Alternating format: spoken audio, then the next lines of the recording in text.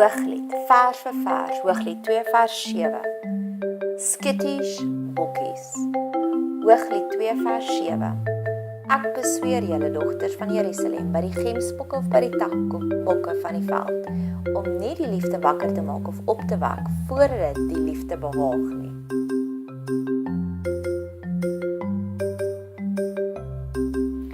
Net om die konteks te verstaan, dis die bruid wat hierso praat, maar sy praat nie met die bruidegom nie.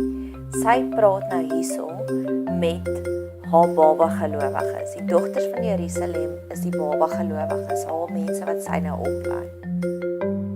Boonbehalwe dat Hooglied klink soos iets wat jy vir jou tienerdogter wil speech, moenie die liefde aanwakker voordat dit tyd is nie.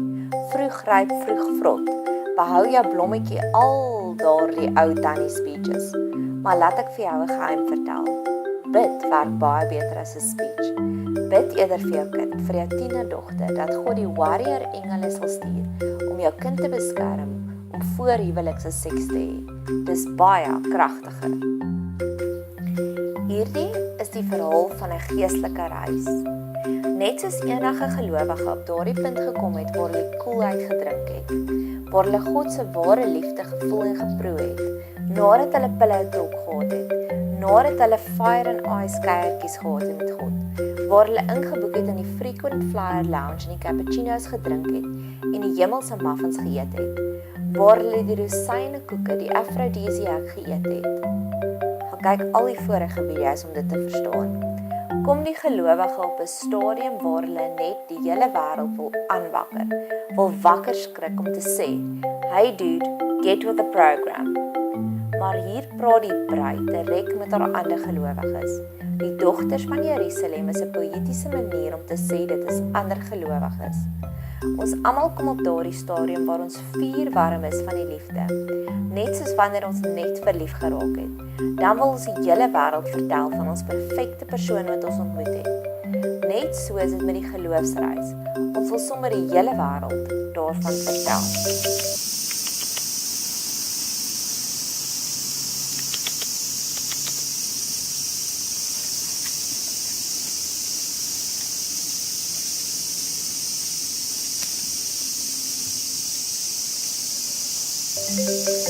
Maar hierdie is 'n waarskuwing.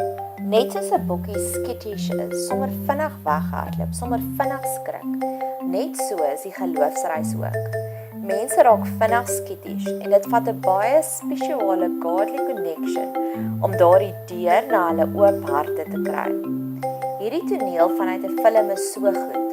Dis hoe ek baie mense se geloofsreis sien.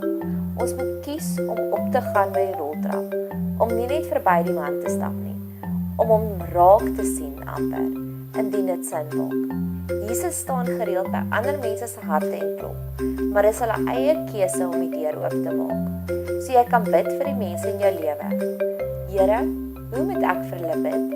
Ek wil ook so graag hê dat hulle dit moet hê wat ek het, maar hoe kan ek vir hulle bid?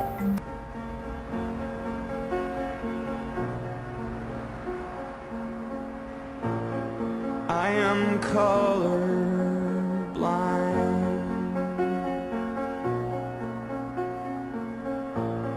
Coffee black and egg white.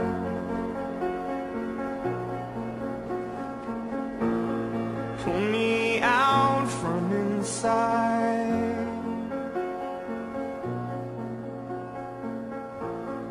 I am ready. I am ready. I am ready, I am taffy stuck and tongue-tied.